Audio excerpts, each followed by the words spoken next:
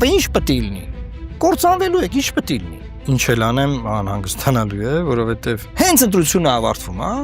չկան այդ մարդիկ։ Փոփոխություն է եկում տեղ ունենալու, ոչ էվոլյուցիոն։ Մեզ որ հարվածում են, մենք ծեծում ենք։ Ոնց կարա քյասիբների առաջնորդը,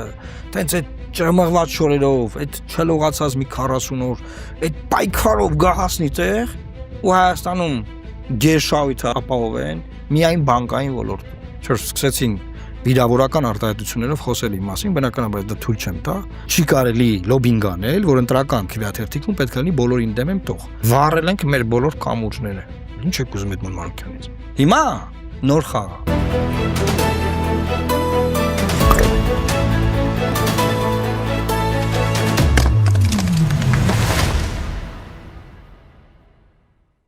Բարև ձեզ, դուք դիտում եք հարցեր կան հաղորդումը։ Այսօր հարցեր կան Լուսավոր Հայաստան կուսակցության նախագահ Էդմոն Մանուկյանի։ Բարև ձեզ, պարոն Մանուկյան։ Բարև ձեզ։ Շնորհակալ եմ եւ ուրախ որ վերջապես հանդիպեցինք։ Ես եմ շնորհակալ։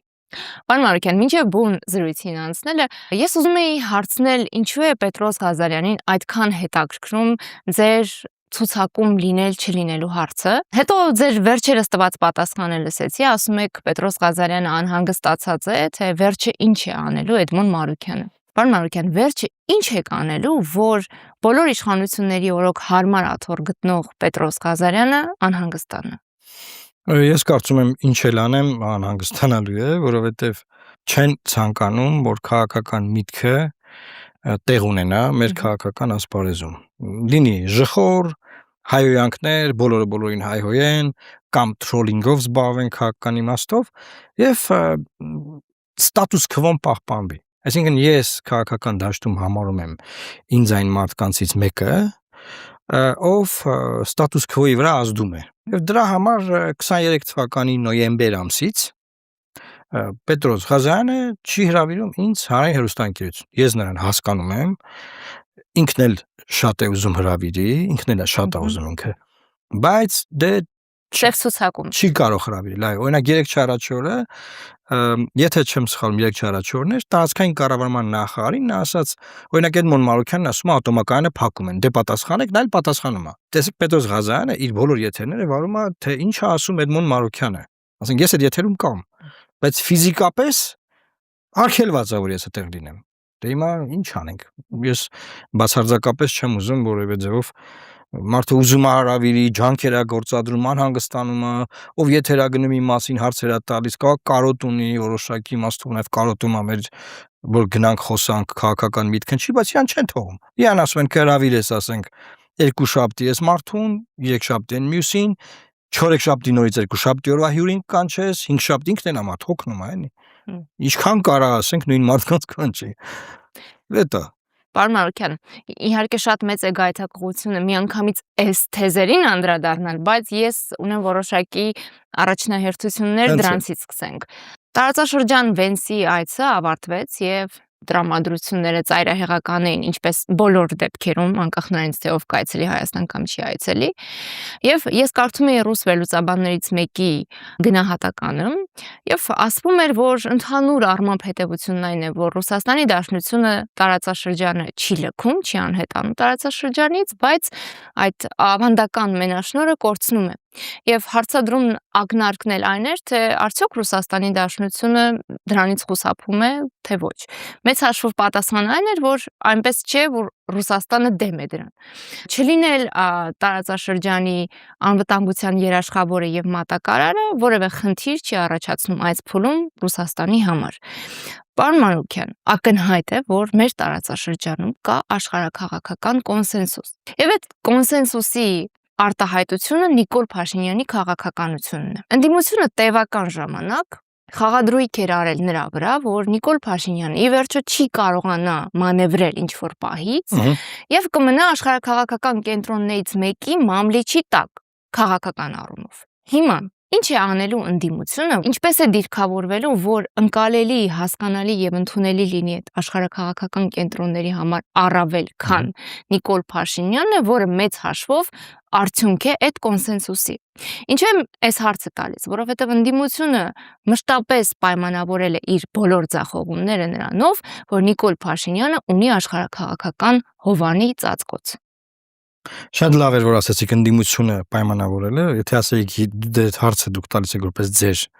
վերլուծություն, ես պետքա սկսեի ձեզ հետ բանավիճել։ Ինչու՞, որովհետև բացարձակապես համաձայն չեմ ձևակերպման հետ,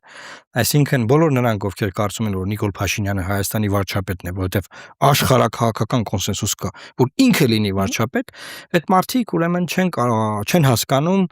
հիվանդությունը, այսինքն չեն կարող ճիշտ ախտորոշել հիվանդությունը, հետեւաբար իրենց բոլոր բուժումները հանգեցնելու են նույն արդյունքին, ինչ որ հանգեցրել է վերջին 7-8 տարվա ընթացքում, քաղաքական իմաստով նկատի ունեմ։ Հետեւաբար թողնել Հայաստանի Հանրապետության ժողովրդին չհամարել որպես գործոն։ Սահմանադրությանը չհամարել որպես գործոն, որն ասում է, որ Հայաստանի Հանրապետությունում իշխանությունը պատկանում է ժողովրդին։ Եվ եթե դու ցանկանում ես իշխանությունը ձևավորել ինքդ կամ ինչ-որ ուժերի հետ փոխել գործող իշխանությունը, դու պետքա գնաս իշխանության միակ աղբյուրի մոտ, ժողովրդի մոտ եւ դա անես։ Ընդդիմությունը ձեր ասած, չգիտեմ, ում մասին նկատի եք, դա վերցնեք ինչ որ մարդիկ։ Իրենց անկարողությունը բարդում են աշխարհակահաղական կոնսենսուսի վրա, եղբայր ինչ աշխարհական կոնսենսուս։ Անկամ եթե ախր ես չեմ ուզում վիճարկեմ դա որ օրինակ հա շատ լավ Վենսը փոխնախագահ կուզենա որ Փաշինյանը վերընտրվի, դա երևում էր իր խոսքից եւ հա արտահայտեց։ Okay, Ալիևն էլ է ուզում որ վերընտրվի։ Էրդողանն էլ է ուզում որ վերընտրվի։ Բայց ինչ է ուզում հայ ժողովուրդը։ Ինչ է ուզում է ժողովուրդը։ Այսինքն մենք մեր ժողովրդին թողած քննարկում ենք աշխարհակահաղական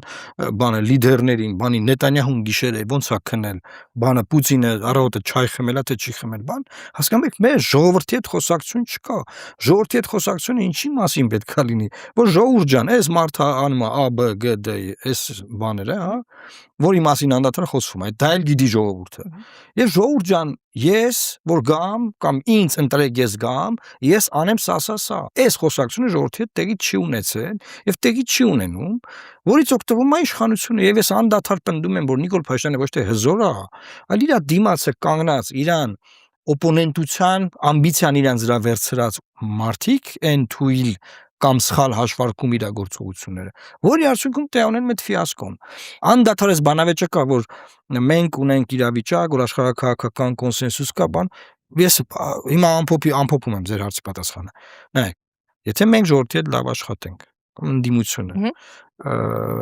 եւ ժողովուրդը գնա ընտրական տեղամասեր, եւ իր քվեարկությամբ որոշի, որ այլ մարդ պետք է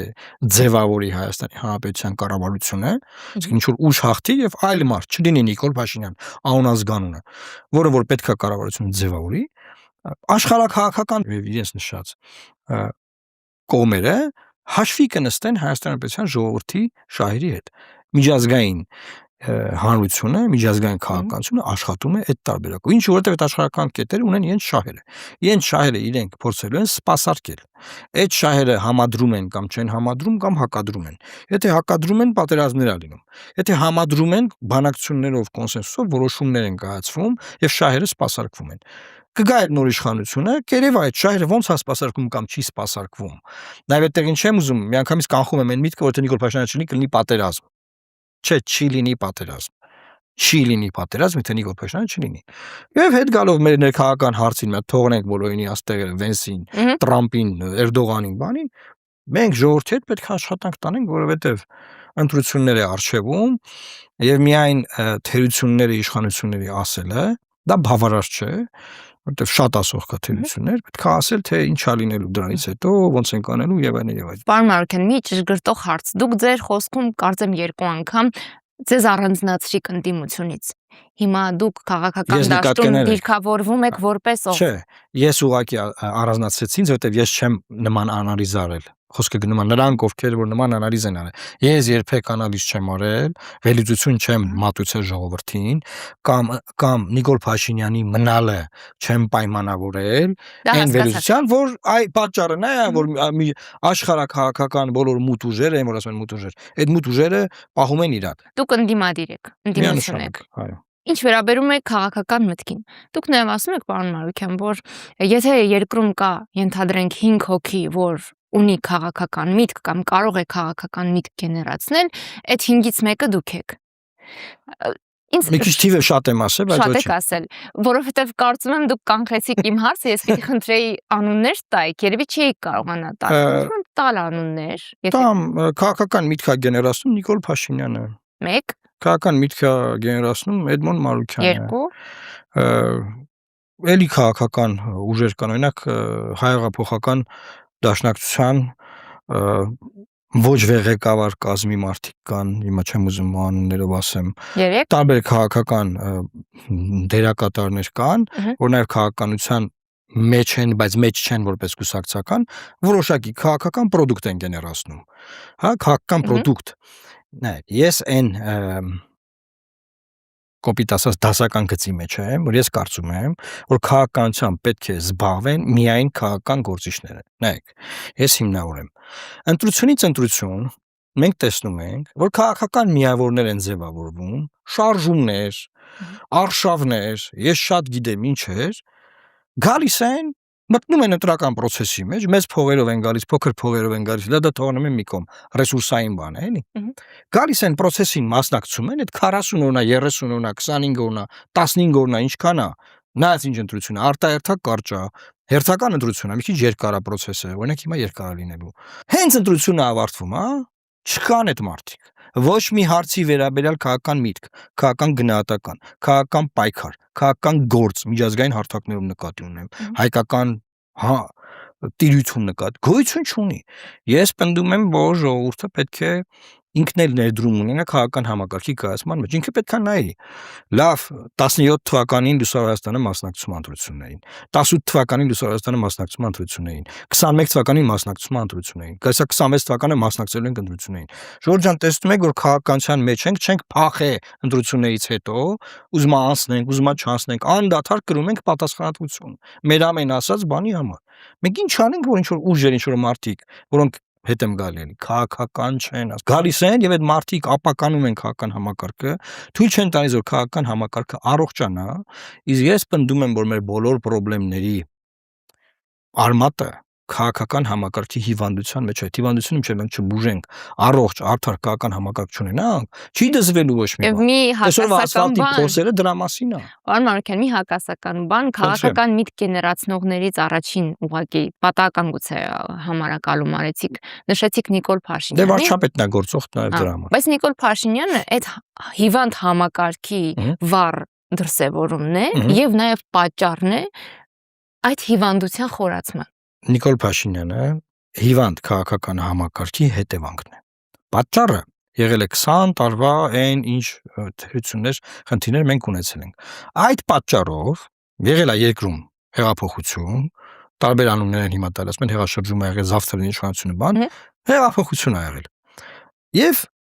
հետևանք որպես ծնվել է Նիկոլ Փաշինյանի իշխանությունը։ Եվ որ հիմա Ինքը շանս է ստացել, եկեք դա էլ ընդունենք, որ շանս է ստացել, որ կարող էր, երբ որ ժողովուրդը ցնցում էր փողոցներում, տենց 2 կիլո խոզի միսեր արել խորովածել անում ուրախությունից ման,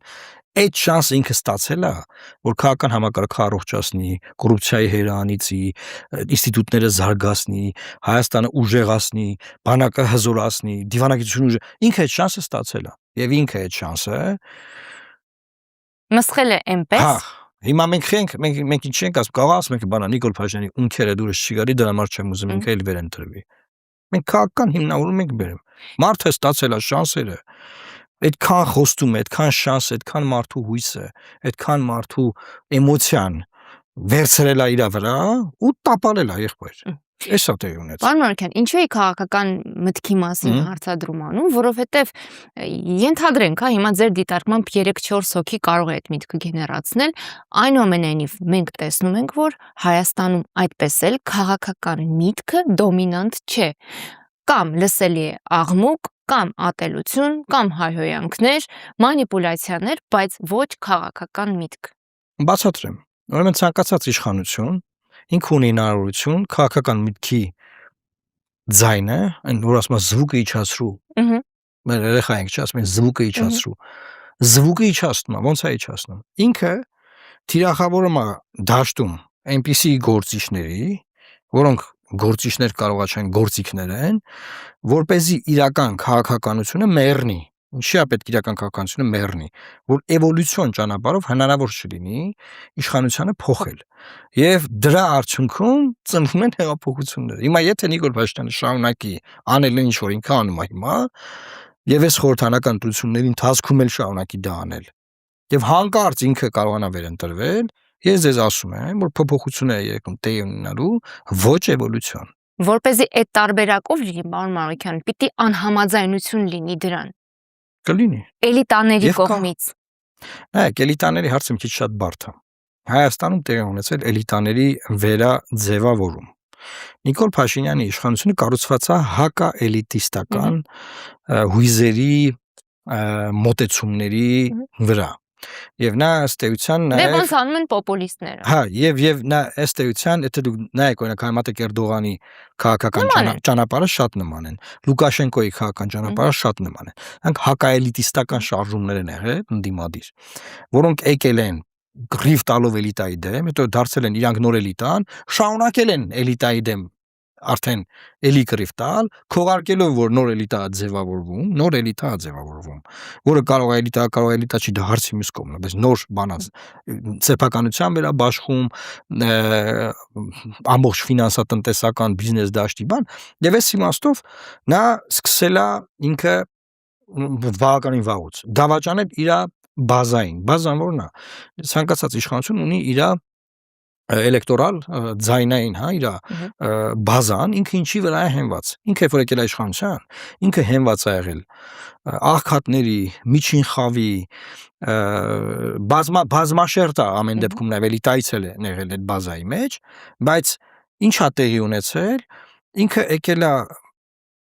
այդ էլիտայի դեմ, բայց այսօր օրինակ ես մի հատ օրինակ եմ բերում, Նիկոլ Փաշինյանի գալուց մինչև այսօր Հայաստանում ֆինանսա-բանկային համակարգը ապրում է իր կյանքի ամենավառ շրջանը։ Մեր 35 տարվա պետականության ամենավառ, ամենացոփ շվայտ ժամանակաշրջանն է ապրում։ Ոնց կարա քյասիբների,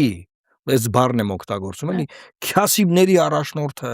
տենց այդ ճմղված շորերով, այդ չլողացած մի 40 օր, այդ պայքարով գա հասնի տեղ ու Հայաստանում գերշահույթը ապահովեն միայն բանկային ոլորտում։ Ոնց կարա տես բան լինի։ Բոլոր կառավարության որոշումները որ կայացվեն մի նպատակով, որ բանկային ոլորտը ավելի շատ փող աշխատի։ Ինչ ծրագիր որներ են դնել 18 թվականից այս սկզբից որ ես ասում էի իրանց, ասում ես ի՞նչ եք անում։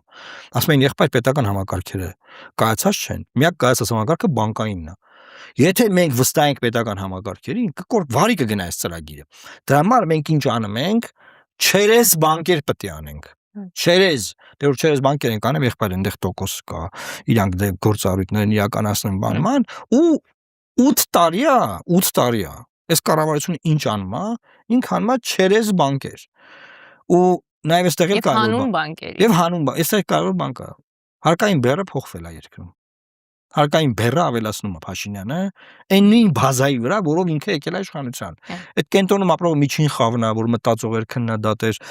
բարձր էր խոսում իր քննադատության մասին։ Բան էլ միջին խավին ասում, ախպեր ջան, տունդ պապից հետ կտակել ես դու, օրինակ, պապդ կտակել է, դու ստացե, ժառանգել ես, կներեք։ Հա, պապը, չգիտեմ, սովետի ժամանակ էսի ինչ գործի ա եղել, Բաղրամյան 1 հասցեում տուն ունեք դուք։ Բաղրամյան 1 տուն հասցում դի լուրջ բան է, էլի Երևանի փոքր կենտրոն, կարամ ավելի կենտրոն գամ, բայց վերցնում ենք Բաղրամյան 1-ը։ Ձեր անշարժ գույքարկը 26 թվականին չեք պատկերացնի ինչ բազմապատիկ էֆեկտով է թանկանում։ Այդ մարդը ասում է, եղբայր մի րոպե, պապս այն ժամանակ լավ գործ եղել սովետական միության ժամանակ, այդ տունը մենք ստացել ենք, պապս։ Հետո ես ժառանգել եմ, բայց ես այսօր այդ աշխատավարձը, այդ գործ ինչ եմ, ես հեսա չեմ կարող չարեմ։ Ինչ ասում Փաշինյանը։ Ծախի գնա մասիվ։ Ծախի ախպեր ջան։ Գնա Վլոռու մարզի Արչուտ գյուղում ապրի։ Քեզ շտե ապրում։ Ծախել է իր մոտ բազային գաղափարը։ Այսինքն ինքը սկսել է իր էլեկտորալ բազայի էթնիկ զտումը, այս ձևակերպեմ, Երևան քաղաքի փոքր կենտրոնից, որը նա կողքը չեն կարողանում չարել։ Վստահ է, որ որպես բռնապետ արդեն կայացել է եւ առայլևս իրեն պիտի ծառայեն միայն ուժայինները եւ դրա համար է այդքան առատ վարձատրում։ Նայեք, նա սովորել է բնականաբար աշխատանքի ընթացքում։ սովորում ես, որ աշխատում ես։ Եվ հասկացել է, որ պետք է ունենա լոյալ պետական ինստիտուտներ։ Պետական ինստիտուտներ բարի թե այդքան էլ տեղին չի, բայց իր ուժայինները գոնե պետքա սուպեր լոյալ լինեն։ Մեր նման երկրներում այդպես է։ Եվ երբ որ ուժայինները սուպեր լոյալ են, իրանք երբ են սուպեր լոյալ։ Եվ կուշտ են։ Երբ որ կուշտ են, գնահատված են, հա, որ ոնց դու ասենք ոնց կա տես Հայաստանի Հանրապետության ասենք ինչ որ գնդապետը ինչի է այսքան ստանում, պետքա բան արվի, բան մեկ է, բայց գնում ես սահման նայում ես որ այնտեղ ոնց որ տես ոնց որ այդ գնդապետը Երևանի ասֆալտի վրա է այդ ստանում կամ մայորը կամ բանը, եւ ինչ բան չէր որ շատ են քննադատում, որ բարեկներին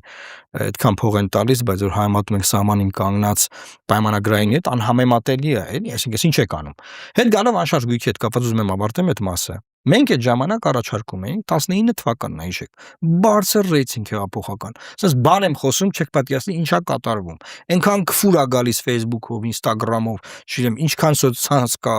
ինչ որ եմ որ փոստում դեմն ասեն Մարոկյան ջան, ցավատանում լավ, ցես հարգը մենք ընտրեցինք, բան, բայց ախր թողեք աշխատեն, ախպեր թողեք, չէ, ախր խիքը նադատեցիր այդ բան։ Ասեմ ախպեր ջան, տունդ 4 տարուց 5 տարուց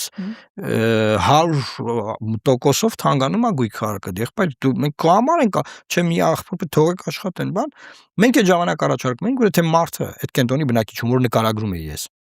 կվաճառի իր տունը, նոր կարգավորումները սկսեն տարածվել այդ տան վրա։ Բայց ինքը շարունակում է ապրել այդտեղ, այլ կարգավորումներ գործեն։ Լավ, եթե եղել է կոպեկներ, ասենք ոնց որ նկարագրվում է,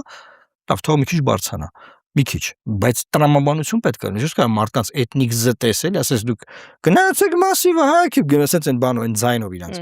Եվ այդտեղ մի հատ էլ ուրիշ բան կա, այսինքն մենք տեսնում ենք հարկահավաքությանն եմ ուզում անդրադառնանք էլի Նիկոլ Փաշինյանի իշխանության, որ ինքը անարդար է հարկահավաքություն անում։ Արդեն ապացուցված փաստ է, որ բազմաթիվ ընկերություններ, որոնք կառավարությունից ստացել են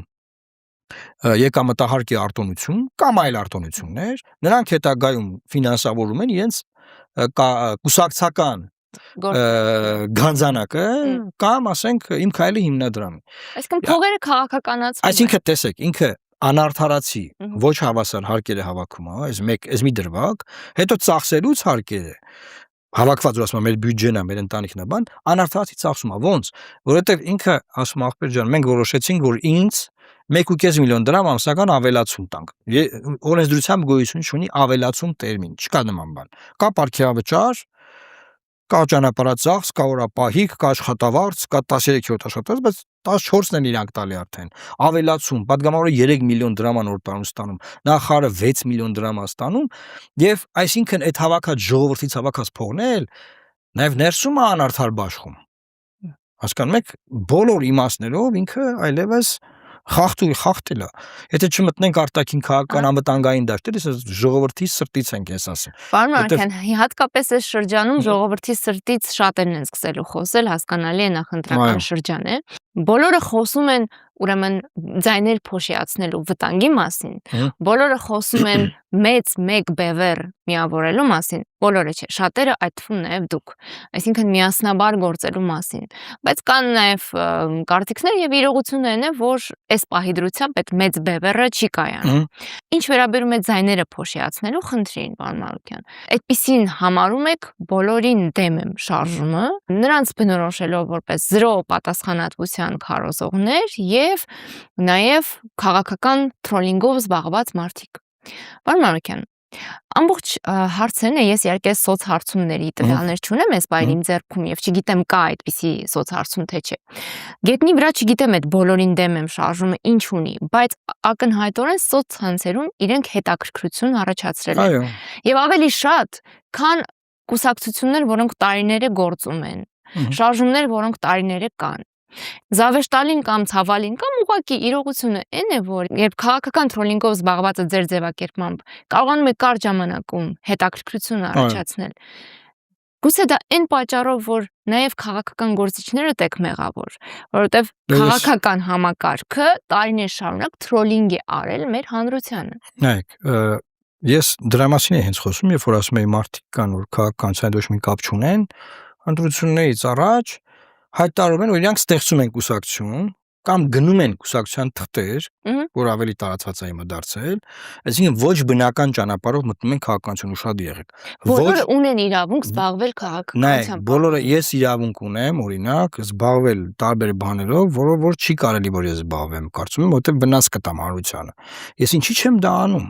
Հասկանում եք, պետք է մենք մարդկանց բացատրենք, մարդիկ հասկանան, որ եթե օրինակ քաղաքական, իսկական քաղաքական գործիչը մտնի վիրահատարան եւ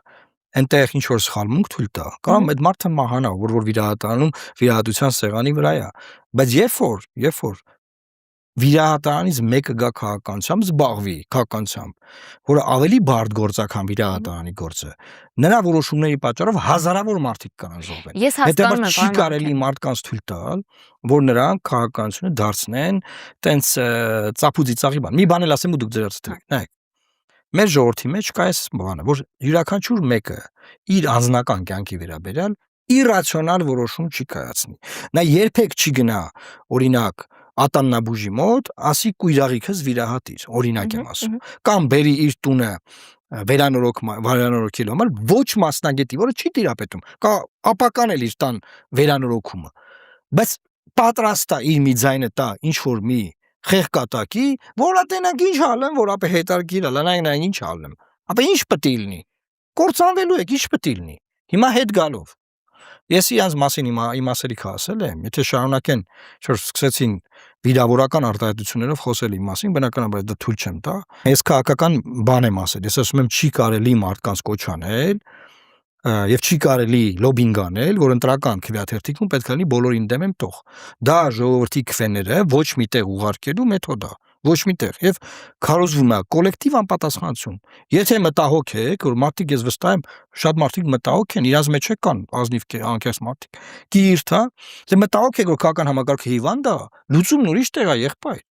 Լուծումն ուրիշ տեղ է, եղբայր, մի գնացեք բացեք կուսակցություններ, 3 շաբաթ հետո դուս եկեք գնացեք երկրորդը բացեք, 4 շաբաթից գնացեք երրորդը բացեք։ Որտեղ է լուծումը։ Լուծումը նրա մեջ է, որ եթե քաղաքականություն եք մտեք քաղաքականությամբ զբաղվեք մինչև վերջ։ Ոչ թե մի ընտրությունում տարեք 1%, հետո ասեք, քանի որ 1%-ը անցորիկ չի եւ լավ գաղափարները տեղ չեն հասնում, բան, մենք պետք է ստեղծենք բոլորին դեմ շարժում, բոլորին դեմ գա քվարկի մեր օգտին, բայց մենք բոլորից մեկն ենք։ Մենք գնանք ասենք, մենք ասենք, չի, մեզ մի տոկոս սակենք, չի, կային տոկոս։ Չկա տես տեքստ։ Եվ վերջացնում եմ ձեր պատասխանը, դուք ասում եք, ինչու է մարդկանց դա դուր գալիս։ Ասեմ, դուք հիշում եք 2016-15 թվականներն էր, հայտնի դերասան Սերգեյ Դանիելյանը գնաց Պետրոս Ղազարյանին հյուր, կենտրոն հեռուստաընկերությունում եւ ասեց կուսակցություն ենք ստեղծում։ Հիշու եք այդ կուսակցության անունը։ Հիշում եմ։ Ես չեմ ուզում ձեր եթե։ Ես էլ չեմ ուզում։ Ինչքան հետաքրություն եւ Facebook-ում edge կար։ Մինչև այսօր հիշվում է եւ քննարկվում։ Facebook-ում edge կար եւ այդ edge-ի դիտումները եւ գրանցումները, ովքեր ուզում են միանան այդ կուսակցությունը։ Բազմապատիկ անդամներ, քան ասենք ավանդական կուսակցություններին։ Հետո ուզում եմ ասեմ, Ժողովուրդ ջան, հա, կարան լինեն, այսինքն ցանկացած նորաստեղծ բան, մարդկանց մոտ հետաքրություն առաջացնում։ Մարդիկ անդադար ուզում են փորձեն նորը։ Եթե փորձում եք նոր կոշիկ հագնել, շատ լավ հագեք։ Անդադար նոր քաղաքականություն չի կարելի փորձել։ Միացյալ Նահանգները կայացած երկիր է, որտեղ կան դեմոկրատները եւ հանրապետականները։ Հիմա Լուսավոր Հայաստան կուսակցությունը 10 տարեկան կուսակցություն է, 10 տարի ենք, չէ՞։ 10 տարեկան ենք մենք որպես կուսակցություն։ 10 տարի միսուարուն ենք դրել, կուսակցություն ենք պահ, ինստիտուցիոնալ, եվրոպական ALDE երրորդ ամենամեծ խմբակցության անդամ ենք, որ էլի մեծ աշխատանք է, գիշեր-ցերեկ է, Հայաստանի շահերը ներկայացնել այդ պլատֆորմներում։ Լիբերալ քաղաքականության ինստիտուտ ենք հիմնել, որ առանձին մարմին է դարձել, նոր սերնդի հետ աշխատում։ Այսինքն ինստիտուցիոնալ գործ են կարել։ Ոնց կարա ասենք ամեն օր ընտրություններից առաջ մեկը գրանցված, ինքը գա, ասի ժողովուրդ ջան, սաղվատն են, մենք ենք լավ, եկեք, հիա, դուրս եք ասում։ Եվ դա չի վերաբերում կներեք դեմ եմ ինձ ինչ որ ես ասում։ Բավականին շատ դեմ եմ գոնե ինքը ասում ես բան եմ տենց ստեղծում ենք հետո լուծարվելու ենք դա վերաբերում է շատ այլ շատերին ովքեր լուրջ դեմքով բացարձակապես քաղաքականության ոչ մի կապ չունենալով ուզում են հիմա այս ընտրություններին քաղաքականությամբ զբաղվել։ Պարոն Մանուկյան, ուզենք թե չուզենք, ձեր ասածը քաղաքական ռասիզմ է։ Ուզենք թե չուզենք։ Դա ձեր գնահատականն է, բայց դա քաղաքական ռասիզմ է, գիտեք ո՞րն է, որ ես ասում եմ օրինակ ես հանրապետական կուսակցության ներկայացուցիչի հետ չեմ գնա գործուղման։ Այդ տերմինն է խորհրդանում, մենք ենք կիրառել, ես, Նիկոլ Փաշինյանը, մյուս ընդդիմադիրները, երբ որ կար sense խնդիր, որ եթե գնում են գործուղման, դե պատվիրակությունն է, չէ՞, տարբեր ուժերի։ Մեկը հանրապետական է, մեկը դաշնակցությունից է, մյուսը ժառանգությունից է, մյուսը իմ Բարգավաճ Հայաստանից է, եւ կար նման բան, որ ընդդիմադիր ուժեր կային, որ քաղաքական ռասիզմով էին տառապում, որ չէ բան, մենք ուրիշ չվերթով թռչենք, ինքնաթիռը ուրիշ տեղ նստենք, ընդմիջման ժամին առանձին հաց ուտենք, ես դա երբեք չեմ արել, դա է քաղաքական ռասիզմը։ Այն ինչ որ ես եմ ասում, դա մաքուր քաղաքագիտություն է, եւ եթե մենք չգանք մաքուր քաղաքագիտության դաշտ, այս երկիրն էլ ենք վարի տալու։ Ես ուզում եմ զգուշացնել բոլորին, ովքեր այս եթերը նայում են, պետքա բոլորը հասկանան, որ ընտրությունները տունիկ չի։ Դուք 5 տարին մեկ ձեր մեկ ձայնով երկրի կառավարմանը մասնակցելու իրավունք եք ստանում։ Այնպես մասնակցեք, որ դա չլինի trolling, որ դա չլինի բան, ռուսեն բալա բարկա, одноразовый process։ Սա одноразовый process չի։ Որոշեք ադրբեջանցիները կամ գալու են մտնեն տներ ու ասեն, ես մեր տներն է, կամ չեն գալու, այս ընտրություններում է որոշվելու, թող մարդիկ որոշեն։ Պարոն Մարուկյան, հիմա ամեն քաղաքական ուժ ունի սոցհարցման իր մեխանիզմը, հա, եւ եթե անգամ չեն հրապարակում բարձր պիտի տվյալներին ծանոթ լինեն հասկանալու համար ստրատեգիան։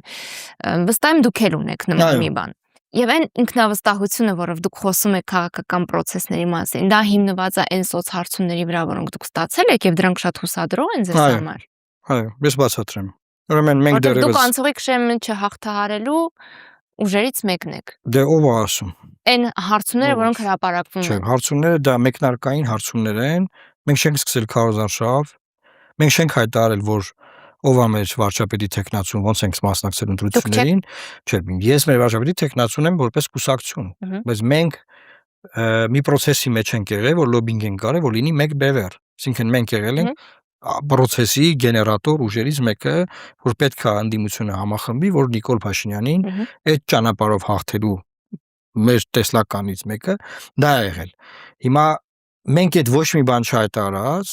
ոչ մի բան, որ մենք մասնակից ենք առանձին վերցրած, որ առանձին մենք մասնակցում ենք։ Մենք ունենք 2%-ի կարգի ձայն, որը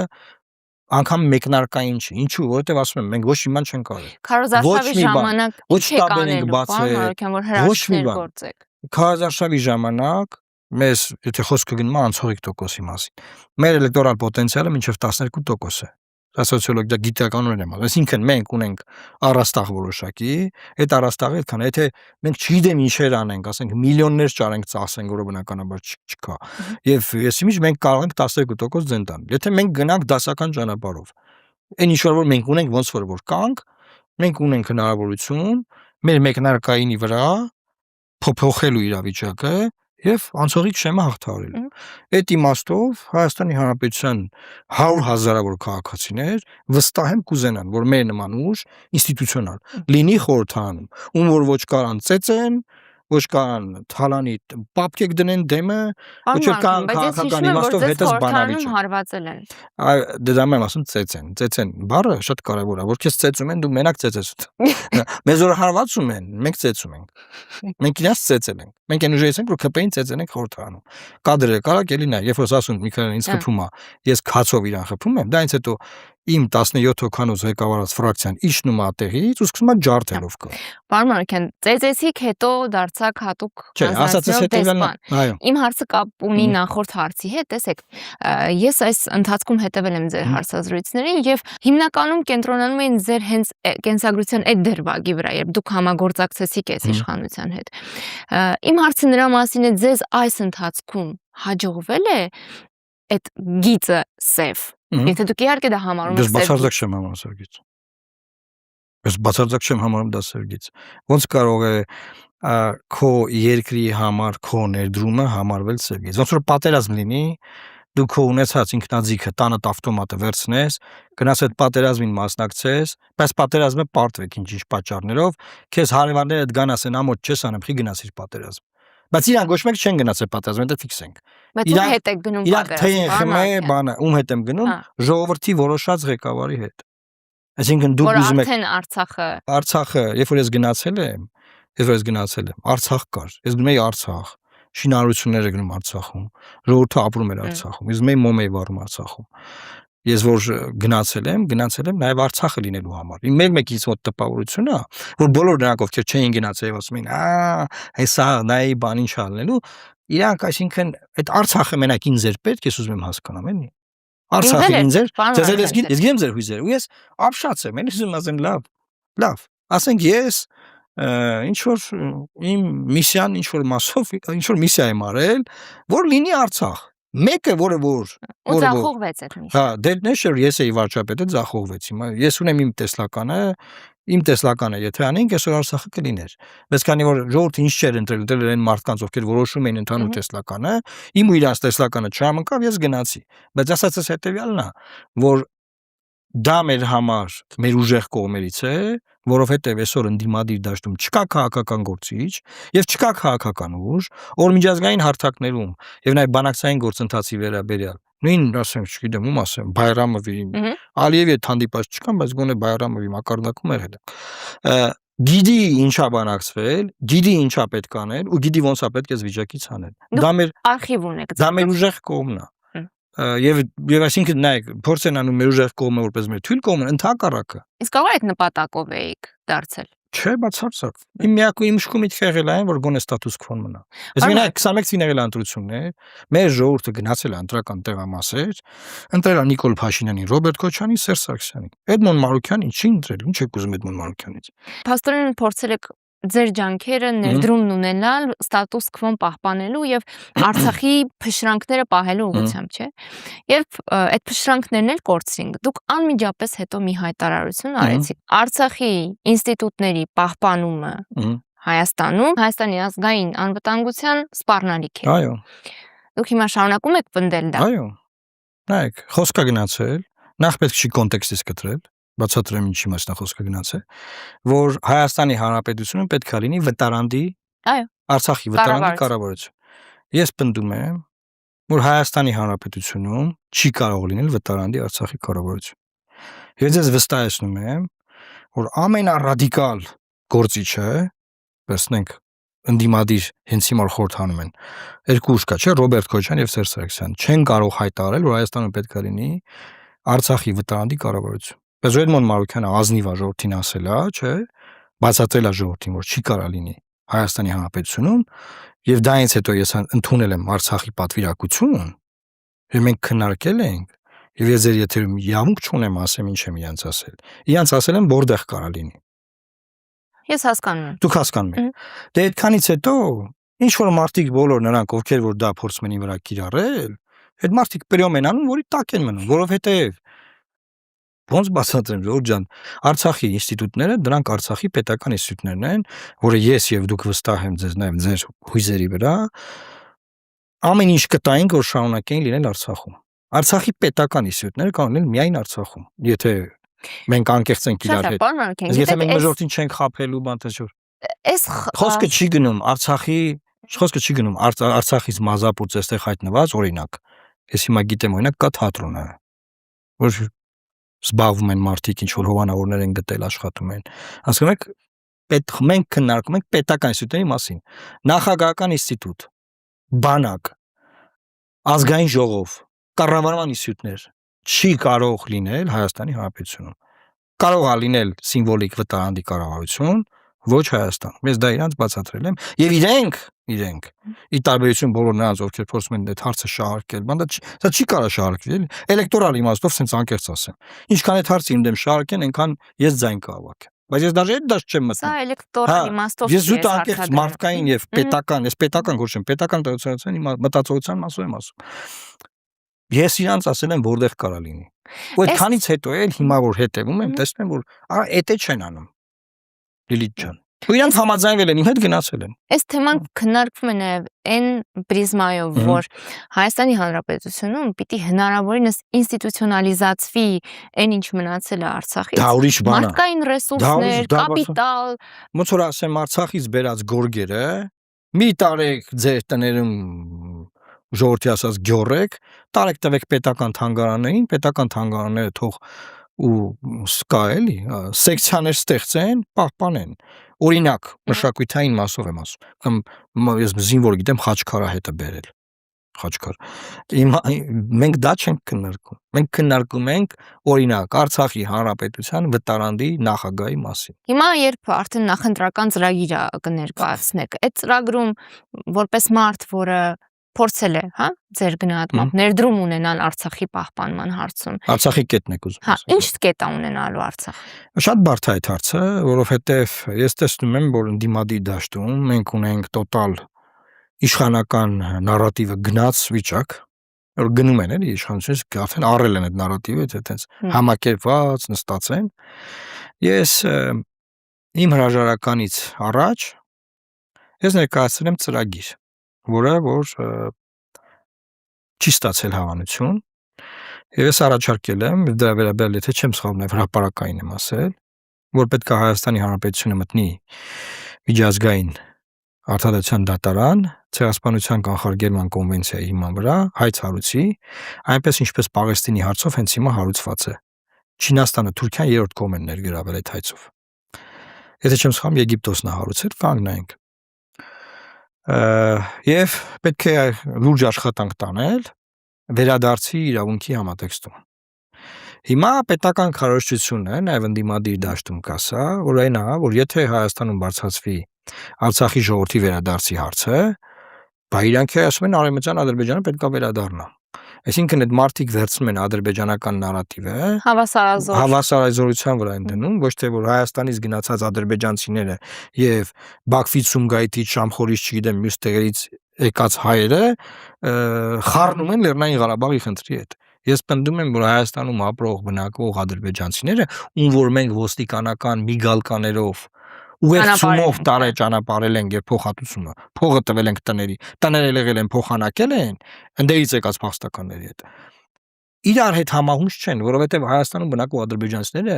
ինքնավարություն չեն ունեցել, քաղաքական ստատուս չեն ունեցել։ Իսկ Լեռնային Ղարաբաղը ունեցել քաղաքական ստատուս։ Ոնց կարելի է որ այդ նույն խոսույթը, որ Ադրբեջանում, հա,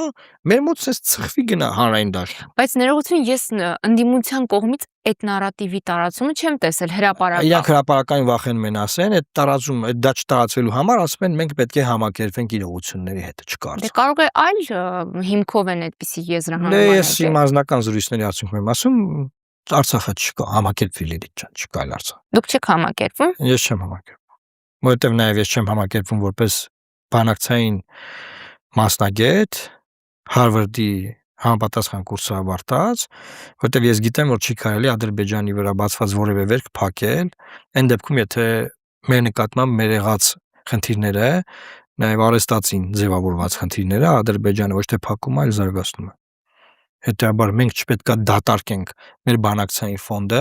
բոլոր հարցերը արագ-արագ փակենք, այն հույսով, որ իրանք էլ իրանց հարցերն են փակում, այդ չկա նման բան, չի փակվելու։ Եվ այդտեղ շատերը ինձ ինչ որ մարդիկ են գալիս ասում,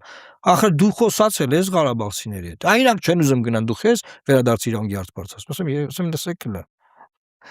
Ես ուրիշ տիրույթից հարց եմ բան։ Նախ Ես խոսացել եմ։ Այդ ով է ում անունից խոսում։ Հա, էլի, հա, ես խոսացել եմ։ Ես գիտեմ ով ինչ է ուզում։ Բայց ես ուրիշ հարց եմ քննարկում։ Ես դեռ չեմ հասել այդ հատվածին, որ գնանք Արցախային բան, ապրոսնիկը տանք, ասենք լրացրեք, ուզում եք հետ գնանք, տունը որ լինի կգնաց թե չէ, անվտանգություն որ կգնաց թե չէ, ձեդրոշը լինի կգնաց թե չէ, թե չլինի կգնաց թե չէ, դեռ այդ փուլի մասին ինչ խոսակցություն է գնում։ Պարոն Մանուկյան, մի անկեղծ բան, կլինի դուք էլ իշխանության հետ երբեք չհամագործակցեք, այս Էդմոն Մանուկյանը։ Նայեք, ես երբ որ հրաժարական եմ տվել, մենք ոնց բացատրեմ, մենք վառել ենք մեր բոլոր կամուրջները։ Եվ իշխանության հետ էլի համագործակցության փորձ ես չունեմ, ես ունեմ մի անգամ փորձ իշխանության հետ համագործակցության իմ կյանքի ընթացքում։ Ես երբեք այս իշխանության հետ չեմ համագործակցել։ Ես մի անգամ եմ այս իշխանության հետ համագործակցել։ Դա էլ է կեղծ նարատիվ, որ իբր թե ես անդադար իշխանության հետ համագործակցել չկա նման բան։ Մենք խորհրդանում եղել ենք միակ ընդդիմադիր խմբակցությունը 18 թվականից հետո։ Հետ հեղափոխական ամբողջ քֆուրը եկել է մեր վրա, որ ռեֆորմներ ենք լոբինգ արել, ապօրին դատարանների շրջափակում ենք քննադատել, սաղազգի քֆուր քյաֆարը եկել է մեր վրա, ով ինչ հայոյանք ասես գրում էր մեր նկատմամբ, ինչ ատելություն ասես քարոզվում էր։ Բայց մեր որ ասում են մեծ ռեյտինգը բանը, դուք անցի ռեյտինգը որտեղից է։ Մենք ընդդիմադիր գործը մենք ենք արել, ոչ մեկ չի արել։ Որտեղ ռեյտինգը բարձր է, սա հանգիստ բանը, տես իրանց կոմֆորտից չեն ուզում դուրս գան։ Դե ժողովուրդը այոյում է, ինչ անենք։ Մենք դասական գործը խորհրդանում արել ենք։ Պատերազմի ժամանակ, պատերազմից հետո Թվում է հանրապետականներից շատ ոչ մեկ ատելության այդքան մեծ ալիք դե չի ստացել։ հանրապետական իշխանություն է եղել։ Իշխանություն է եղել եւ Դե տեղափոխությամբ հերացվել հանրապետականներն անգիր գիտեն, որ ես այդ ժամանակ դատապարտել եմ դագաղներով երթը, իրանք անգիր գիտեն։ Ես դրա մասին չեմ ասում։ Ես նաեւ Փաշինյանին եմ ասել, որ դու է դատապարտի։ Սխալ բան են արել։ Եվ այլն եւ ուզում եմ ասեմ, որ մենք գնացել ենք ընտրությունների, ժողովուրդը որոշել է, իր ձայնը տվել է Նիկոլ Փաշինյանին, Ռոբերտ Քոչարյանին եւ Սերժ Սարգսյանին։ Որից հետո նոր բանակցային գործընթացում փորձել ենք ինչ-որ ձևի բան անենք, միջամտենք, ինչ-որ ձևի մեր դերը ունենանք։ Էսա այդ համագործակցությունը, ես ասում եմ, դա այս դուրս գալիս հետո իմ ասե 1000 բաներով ասել եմ, որ Եթե չեմ սխալվում, համագումարի ժամանակ այդ հարցը լրագրողներից մեկը տվեց, ասեցի իրանց հետ մատաղուտելու չեմ գնա, մի 3-4 օր հարցակվել էին մեր վրա։ Ամեն դեպքում էլ, այսինքն դու մի բանը մի անգամ ես փորձում։ Եվ ավելին ասեմ, պետք է գաղափարական հենքել լինի։ Երբ որ մենք համագործակցել ենք, ոչ ենք համագործակցել, որ բանը, ասենք, Ռուբինյանը ոնց որ իմ աչքին տես լավ տղա է երևում դրա համար։ Եղել է կառավարության ծրագիր, որ եղել է նրա մասին, որ պետք է ամեն ինչ անենք եւ մեխանիզմները գրված է եղել, որ Արցախը գոնե մնա հայկական։ Այդ process-ի վերաբերյալ է։ Հիմա կա այդպես ծրագիր, որ ես ուզենամ գնամ իրանց, ասենք, օգնեմ։ Ինչ ծրագիր կա։ Ատոմակայանը փակելու։ Առաջին մարդը որ գոռացել է դրա վերաբերյալ որ փակում են, դեմն առնենք, էս անենք, այն անենք, էլի ես եմ եղել, էլի ծրագիր կա։ Միջանցքը տալու տվել են, էլի ես եմ կրել։ Պատերազմի ամբողջ ընթացքում 44 օրյա տեսնելով այս իշխանության ամբողջ պոտենցիալը, իսկ ավելի կոնկրետ չէ պոտենցիալը։ Դուք ոնց էիք հավատում, որ այդ իշխանությունը կարող է մի հրաշալի ծրագիր գրել եւ այդ ծրագիրը կարողանալ իրականացնել եւ իրագործել։ Քաղաքական հոտառություն այլ բանի Դա ես չեմ, դա ինձ պետք չի որ ես հավատամ, որ չհավատամ, դա քաղաքական հոտառություն։ Չէ, կա նոյեմբերի 9-ի փաստաթուղթ։ Կա նոյեմբերի 9-ի փաստաթուղթը Նիկոլ Փաշինյանի գեներացրած փաստաթուղթը չի։ Այդ իր ստորագրությունն է։ Հա, բայց եղած իրողությունների արձանագրումն է։ Եվ վերած իրողությունների։ Այո, եւ եղածի, այդ պայն եղած իրողությունների։ Եվ այդ փաստաթուղթը մենք մեր առաջի ռեակցիան բոլորիս եղել է վատը, բնականաբար, չէ, որտեղ ուզեցել ենք հաղթենք, մեզ պարտվել ենք։ Երկրորդ, երրորդ, չորրորդ, 5-րդ, 6-րդ, 7-րդ, 8-րդ, 9-րդ ռեակցիան արդեն սկսել է փոխվել, որ մի րոպե հələ մի րոպե, ոնց որ այս թուղթը, որ մենք կարողանանք իրագործենք, մենք կունենանք հայկական Արցախ։ Այսինքն այն ստատուս քվոն, որը որ կա։ Ես պնդում եմ, որ հազարավոր մարդիկ զոհվել են, որ ոչ թե հիմա մանիպուլացվում է, որ այս Հայաստանը մնա։ Այդ հազարավոր մարդիկ զոհվել են, որ այն, որ Արցախը մնացել էր, որ այդքանը մնա, այդքանը մնացել էր։ Այդ զոհերի շնորհիվ է մնացել։ Նոյեմբերի 9-ը օթիչ չինգ է մեր գլխին, դա կարող չլիներ։ Դա զոհերի շնորհիվ է եղել։ Զոհերի պայքարի արդյունքում արձանագրվել է մի բան, որ հա Ալիևը հաղթել է, բայց չի կարող գա Ստեփանակերտ։ Հա Ալիևը հաղթել է, բայց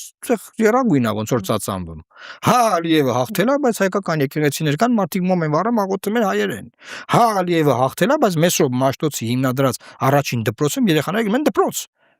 Էդ է նոյեմբերի 9-ը։ Եվ խորհրդանական ընդդիմությունը կարար կանգներ իմ հետ եւ նոյեմբերի 9-ի համար կռիվտար որ մնար։ Բայց իրանք ինչ են, իրանք քրվում էին ինձ եւ այդ թունև Նիկոլին եւ բոլորին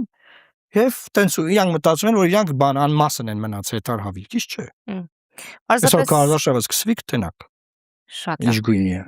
Պարզապես իմ հարցը ոչ այնքան նոյեմբերի 9-ի մասին է, որքան քաղաքական հոտառություն։ Պատերազմի մասին քաղաքական հոտառությունը ինքը ուղղակի հոտառություն չի։ Գոյություն ունեն գաղափարներ, գոյություն ունեն ծրագրեր։ Հիմա ինչքան էլ որ դեր հոտառությունը լավն է։ Կամ իմը կամ այն մյուսինը։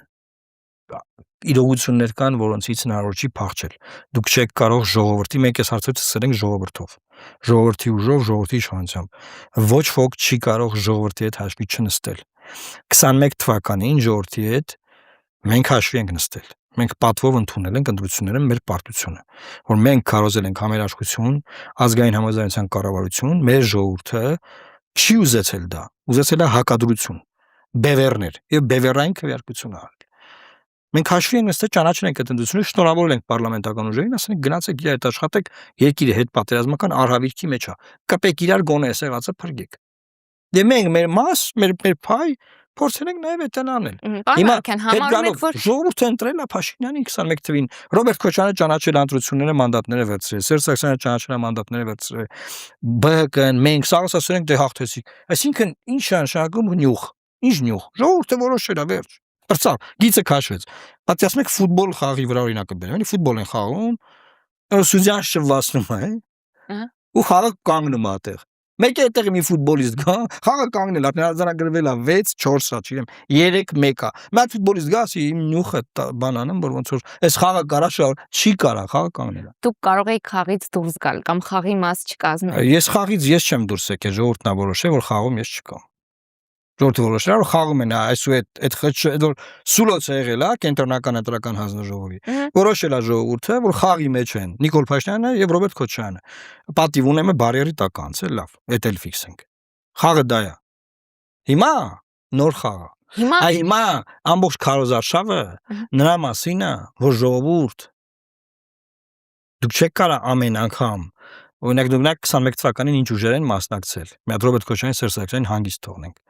Այդ ուժերը 5 տարի է, 5 տարի է։ Բացեք ցանկը 25 ուժ մասնակցել։ Գտեք այդ ուժերին։ Չկան։ Ու նայեք ինչքան են խանգարել process-ին։ Տարբեր անունների մեջ հայտնվել։ Դե դա մի հատ ուրիշ խայտարակություն է։ Այնց որ ես մի օր ասեք,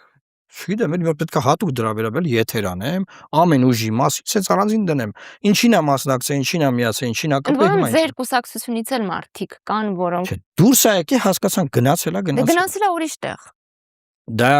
ուրիշ կուսակցություն։ Okay, գնացել է ուրիշ տեղ, եթե կուսակցություն ինստիտուցիոնալ կուսակցություն են սարքում բանանում, ՔՊ-ը գնացել, պարոն խնդիր չունեմ։ ՔՊ-ը գնացել։ Էլի խնդիր չունեմ։ Թող ինստիտուցիոնալ կուսակցություն սարքեն, քաղաքական համակարգում դեր խաղա։ ՔՊ-ը ինստիտուցիոնալ կուսակցություն չի լինում։ Դե կներեք հիմա ԿՊ-ն ինստիտուցիոնալ կուսակցություն է դարձել։ Ձևականորեն ֆորմալ։ Դե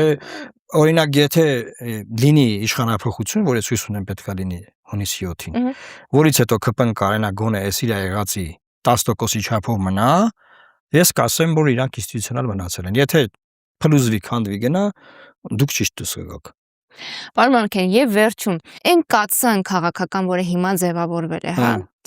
Արդյոք բավարարելու է ժողովրդի ցանկությունը, հա։ Դուք բարբերաբար հղում տվեցիք, թե ինչ է ուզում ժողովուրդը։ Այս կացայում եղածը բավարարելու է ժողովրդի ցանկությանը։ Իմ մենկալումն այն է եղել, եւ ուսումնասիրություններ ենք փորձել անել, ինչքան կարողացել ենք,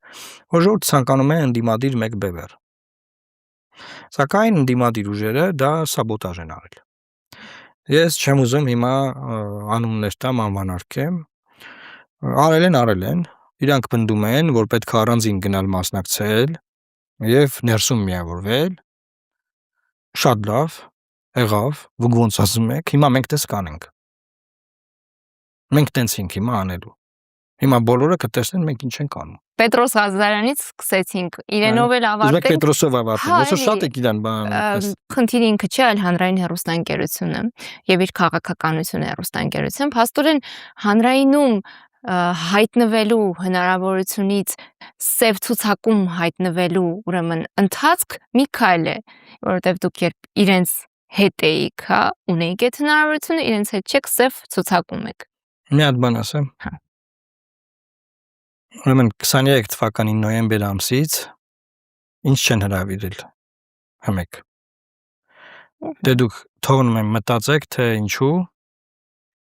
ես հրաժարական եմ տվել փետրվարին։ Դուք արդեն հայտնել էիք ներքին խորհրդներում։ Դե հիմա։ Շնորհակալություն, սա վերջն էր։ Լավ մնացեք։